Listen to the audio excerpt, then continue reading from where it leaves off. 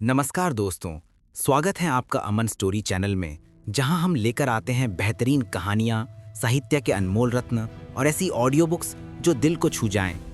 आज हम सुनाने जा रहे हैं हिंदी साहित्य के शिखर लेखक मुंशी प्रेमचंद की एक दिल को झकझोर देने वाली कहानी पूस की रात। ये सिर्फ एक कहानी नहीं, बल्कि गांव की सर्दी, संघर्ष, गरीबी और इंसान के जज्बे का ऐसा आईना है जिसे सुनकर आप होरी धनिया और उनके संघर्षों को अपने सामने महसूस करेंगे। तो तैयार हो जाइए चरमराती ठंड, खेतों की महक और प्रेमचंद की लेखनी के जादू में खोने के लिए। ये है पूस की रात, मुंशी प्रेमचंद, अमन स्टोरी ऑडियो बुक। चलिए शुरू करते हैं। पूस की रात, भाग 1। हल्कू ने आकर स्त्री से कहा, सहना आया है, लाओ, जो रुपए रखे हैं उसे दे दूं, किसी तरह गला तो छूटे। मुन्नी झाड़ू लगा रही थी, पीछे फिरकर बोली, 3 ही तो रुपए हैं, दे दोगे तो कंबल कहाँ से आवेगा? माघ पूस की रात हार में कैसे कटेगी? उससे कह दो फसल पर दे देंगे, अभी नहीं। हल्कू एक क्षण अनिश्चित दशा में खड़ा रहा। पूस सिर पर आ गया। कंबल के बिना हार में रात को हो किसी तरह नहीं जा सकता, मगर सहना मानेगा नहीं, घुड़कियां जमावेगा, गालियां देगा। बला से जाड़ों में मरेंगे, बला तो सिर से टल जाएगी। यह सोचता हुआ वह अपना भारी भरकम डील लिए हुए, जो उसके नाम को झूठ सिद्ध करता था, स्त्री के समीप आ गया और खुशामद करके बोला, ला दे दे, गला तो छूटे, कंबल के लिए कोई दूसरा उपाय सोचूंगा। मुन्नी उसके पास से दूर हट गई और आंखें तरेरती हुई बोली, कर चुके दूसरा उपाय, जरा सुनूं तो, कौन सा उपाय करोगे? कोई खैरात दे देगा कंबल? न जाने कितनी बाकी हैं जो किसी तरह चुकने ही नहीं आती। मैं कहती हूँ तुम क्यों नहीं खेती छोड़ देते, मर मर काम करो, उपज हो तो बाकी दे दो, चलो छुट्टी हुई। बाकी चुकाने के लिए ही तो हमारा जन्म हुआ है, पेट के लिए मजूरी करो, ऐसी खेती से बाज आए, मैं रुपए ना दूंगी, न दूंगी। हल्कू उदास होकर बोला, तो क्या गाली खाऊं? मुन्नी ने तड़प कर कहा, गाली क्यों देगा, क्या उसका राज है? मगर यह कहने के साथ ही उसकी तनी हुई भौहें ढीली पड़ गईं। हल्कू के उस वाक्य में जो कठोर सत्य था, वह मानो एक भीषण जंतु की भांति उसे घूर रहा था। उसने जाकर आले पर से रुपए निकाले और लाकर हल्कू के हाथ पर रख दिए। फिर बोली, तुम छोड़ दो अब किसे खेती, मजूरी में सुख से एक रोटी तो खाने को मिलेगी, किसी की थौंस तो न रहेगी। अच्छी खेती है, मजूरी करके लाओ, वह भी उसी में झोंक दो, उस पर धौंस। हल्कू ने रुपए लिए और इस तरह बाहर चला मानो अपना हृदय निकाल कर देने जा रहा हो। उसने मजूरी से एक एक पैसा काट कपट कर 3 रुपए कंबल के लिए जमा किए थे। वह आज निकले जा रहे थे। एक एक पग के साथ उसका मस्तक अपनी दीनता के भार से दबा जा रहा था। भाग 2। पूस की अंधेरी रातें। आकाश पर तारे भी ठिठुरते हुए मालूम होते थे। हल्कू अपने खेत के किनारे ऊख के पतों की एक छतरी के नीचे बांस के खटोले पर अपनी पुरानी गाढ़े की चादर ओढ़े पड़ा कांप रहा था। खाट के नीचे उसका संगी कुत्ता जबरा पेट में मुंह डाले सर्दी से कूं-कूं कर रहा था। 2 में से एक को भी नींद न आती थी। हल्कू ने घुटनियों को गर्दन में चिपकाते हुए कहा, क्यों जबरा, जाड़ा लगता है? कहता तो था घर में पुआल पर लेट रहे, तो यहाँ क्या लेने आए थे? अब खाओ ठंड। मैं क्या करूं? जानते थे मैं यहाँ हलवा पूरी खाने आ रहा हूँ, दौड़े दौड़े आगे आगे चले आए। अब रो नानी के नाम को। जबरा ने पड़े पड़े दुम हिलाई और अपनी कूं-कूं को दीर्घ बनाता हुआ एक बार जम्हाई लेकर चुप हो गया। उसकी श्वान बुद्धि ने शायद ताड़ लिया, स्वामी को मेरी कूं-कूं से नींद नहीं आ रही है। हल्कू ने हाथ निकालकर जबरा की ठंडी पीठ सहलाते हुए कहा, कल से मत आ मेरे साथ, नहीं तो ठंडे हो जाओगे। ये रांड पछुआ न जाने कहाँ से बर्फ लिए आ रही है। उर्दू फिर एक चिलम भरूं, किसी तरह रात तो कटे। 8 चिलम तो पी चुका। ये खेती का मजा है। और एक एक भगवान ऐसे पड़े हैं जिनके पास जाड़ा जाए तो गर्मी से घबरा कर भागे। मोटे मोटे गद्दे, लिहाज, कंबल, मजाल है जाड़े का गुजर हो जाए। तकदीर की खूबी, मजूरी हम करें, मजा दूसरे लूटें। बैठा। हल्कू उठा, गड्ढे में से जरा सी आग निकालकर चिलम भरी। जबरा भी उठ। हल्कू ने चिलम पीते हुए कहा, पिएगा चिलम? जाड़ा तो क्या जाता है, जरा मन बदल जाता है। जबरा ने उसके मुंह की ओर प्रेम से छलकती हुई आंखों से देखा। हल्कू, आज और जाड़ा खा ले, कल से मैं यहाँ पुआल बिछा दूंगा, उसी में घुसकर बैठना, तब जाड़ा ना लगेगा। जबरा ने अपने पंजे उसकी घुटनियों पर रख दिए और उसके मुंह के पास अपना मुंह ले गया। हल्कू को उसकी गर्म सांस लगी। चिलम पीकर हल्कू फिर लेटा और निश्चय करके लेटा कि चाहे कुछ हो अब की सो जाऊंगा। पर एक ही क्षण में उसके हृदय में कंपन होने लगा। कभी इस करवट लेटता, कभी उस करवट, पर जाड़ा किसी पिशाच की भांति उसकी छाती को दबाए हुए था। जब किसी तरह ना रहा गया तो उसने जबरा को धीरे से उठाया और उसका सिर को थपथपाकर उसे अपनी गोद में सुला लिया। कुत्ते की देह से जाने कैसी दुर्गंध आ रही थी, पर वह उसे अपनी गोद में चिपटाए हुए ऐसे सुख का अनुभव कर रहा था जो इधर महीनों से उसे न मिला था। जबरा शायद यह समझ रहा था कि स्वर्ग यही है, और हल्कू की पवित्र आत्मा में तो उस कुत्ते के प्रति घृणा की गंध तक न थी। अपने किसी अभिन्न मित्र या भाई को भी वह इतनी ही तत्परता से गले लगाता। वह अपनी दीनता से आहत न था जिसने आज उसे इस दशा को पहुंचा दिया। नहीं, इस अनोखी मैत्री ने जैसे उसकी आत्मा के सब द्वार खोल दिए थे और उनका एक एक अणु प्रकाश। भाग 3। 1 घंटा और गुजर गया। रात ने शीत को हवा से धतकाना शुरू किया।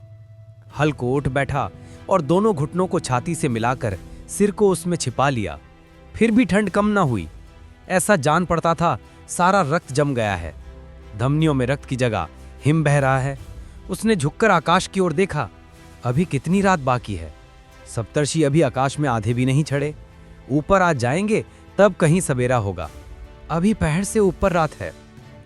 हल्कू के खेत से कोई 1 गोली के टप्पे पर आमों का एक बाग था। पतझड़ शुरू हो गई थी। बाग में पत्तियों का ढेर लगा हुआ था। हल्कू ने सोचा चलकर पत्तियां बटोरूं और उन्हें जलाकर खूब तापूं। रात को कोई मुझे पत्तियां बटोरते देखे तो समझे कोई भूत है। कौन जाने कोई जानवर ही छिपा बैठा हो। मगर अब तो बैठे नहीं रहा जाता। उसने पास के अरहर के खेत में जाकर कई पौधे उखाड़ लिए और उनका एक झाड़ू बनाकर हाथ में सुलगता हुआ उपला लिए बगीचे की तरफ चला। जबरा ने उसे आते देखा तो पास आया और दुम हिलाने लगा। हल्कू ने कहा, अब तो नहीं रह जाता जबरू, चलो बगीचे में पत्तियां बटोर करता है। टाटे हो जाएंगे तो फिर आके सोएंगे। अभी तो बहुत रात है। चला। जबरा ने कूं कूं करके सहमति प्रकट की और आगे आगे बगीचे की ओर।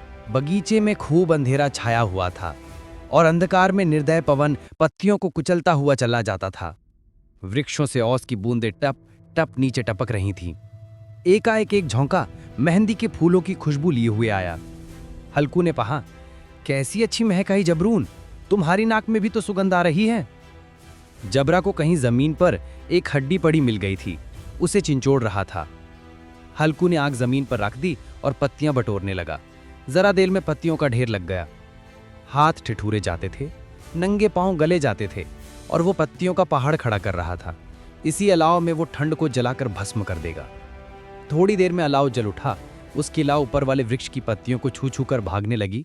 उस अस्थिर प्रकाश में बगीचे के विशाल वृक्ष ऐसे मालूम होते थे मानो उस अथाह अंधकार को अपने सिरों पर संभाले हुए हों। अंधकार के उस अनंत सागर में यह प्रकाश एक नौका के समान हिलता मचलता हुआ जान पड़ता था। हल्कू अलाव के सामने बैठा आग ताप रहा था। एक क्षण में उसने दोहर उताकर बगल में दबा ली। दोनों पांव फैला दिए मानो ठंड को ललकार रहा हो। तेरे जी में जो आए सोकर। ठंड की असीम शक्ति पर विजय पाकर वो विजय गर्व को हृदय में छिपा ना सकता था। उसने जबरा से कहा, क्यों जबगर, अब ठंड नहीं लग रही है? जबरा ने कूं कूं करके मानो कहा, अब क्या ठंड लगती ही रहेगी? पहले से यह उपाय न सूझा, नहीं इतनी ठंड क्यों खाते? जबरा ने पूंछ हिलाई। अच्छा आओ इस अलाव को कूदकर पार करें, देखे कौन निकल जाता है। अगर जल गए बच्चा तो मैं दवा ना करूंगा। जबरा ने उस अग्नि राशि की ओर कातर नेत्रों से देखा। मुन्नी से कल ना कह देना, नहीं तो लड़ाई करेगी। यह कहता हुआ वो उछला और उस अलाव के उस पर साफ निकल गया। पैरों में जरा लपट लगी पर वो कोई बात न थी। जबरा आग के गिर्द घूमकर उसके पास आ खड़ा हुआ। हल्कू ने कहा, चलो चलो इसकी सही नहीं, ऊपर से कूद कर आओ। वो फिर कूदा और अलाव के इस पार आ गया।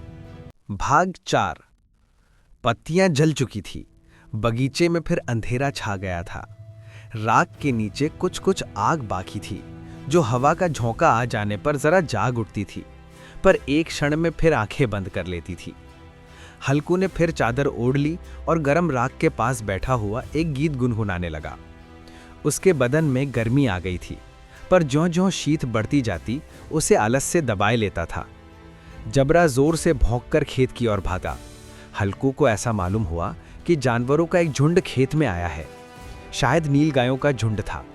उनके कूदने दौड़ने की आवाजें साफ कान में आ रही थी। फिर ऐसा मालूम हुआ कि खेत में चर रही हैं। उनके चबाने की आवाज चर चर सुनाई देने लगी। उसने दिल में कहा, नहीं, जबरा के होते कोई जानवर खेत में नहीं आ सकता, नोच ही डाले। मुझे भ्रम हो रहा है। कहाँ, अब तो कुछ नहीं सुनाई देता। मुझे भी कैसा धोखा हुआ। उसने जोर से आवाज लगाई, जबरा, जबरा। जबरा भौंकता रहा, उसके पास ना आया। फिर खेत के चरे जाने की आहट मिली। अब वो अपने को धोखा ना दे सका। उसे अपनी जगह से हिलना जहर लग रहा था। कैसा धंधाया हुआ था।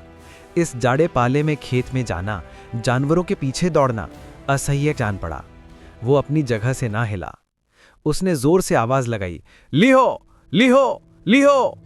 जबरा फिर भौंक उठा। जानवर खेत चर रहे थे। फसल तैयार है। कैसी अच्छी खेती थी, पर ये दुष्ट जानवर उसका सर्वनाश किए डालते हैं। हल्कू पक्का इरादा करके उठा और 2-3 कदम चला, पर एकाएक हवा का ऐसा ठंडा चुभने वाला बिच्छू के डंक का सा झोंका लगा कि वो फिर बुझते हुए अलाव के पास आ बैठा और राख को कुरेद कर अपनी ठंडी देह को गरमाने लगा। जबरा अपना गला फाड़ डालता था। नीलगायें खेत का सफाया किए डालती थीं और हल्कू गरम राख के पास शांत बैठा हुआ था। अकर्मण्यता ने रस्सियों की भांति उसे चारों तरफ से जकड़ रखा था। उसी राख के पास गरम जमीन पर वो चादर ओढ़कर सो गया। सवेरे जब उसकी नींद खुली तब चारों तरफ धूप फैल गई थी और मुन्नी कह रही थी, क्या आज सोते ही रहोगे? तुम यहां आकर रम गए और उधर सारा खेत चौपट हो गया। हल्कू ने उठकर कहा, क्या तू खेत से होकर आ रही है? मुन्नी बोली, हाँ, सारे खेत का सत्यानाश हो गया। भला ऐसा भी कोई सोता है? तुम्हारे यहां मड़ैया डालने से क्या हुआ? हल्कू ने बहाना किया, मैं मरते मरते बचा, तुझे अपने खेत की पड़ी है। पेट में ऐसा दर्द हुआ कि मैं ही जानता हूं। दोनों फिर खेत के डांड पर आए। देखा सारा खेत रौंदा पड़ा हुआ है और जबरा मड़ैया के नीचे चित लेटा है, मानो प्राण ही ना हो। प्रसन्न था। दोनों खेत की दशा देख रहे थे। मुन्नी के मुख पर उदासी छाई थी, पर हल्कू प्रसन्न था। मुन्नी ने चिंतित होकर कहा, अब मजदूरी करके मालगुजारी भरनी पड़ेगी। हल्कू ने प्रसन्न मुख से कहा, रात को ठंड में यहां सोना तो न पड़ेगा।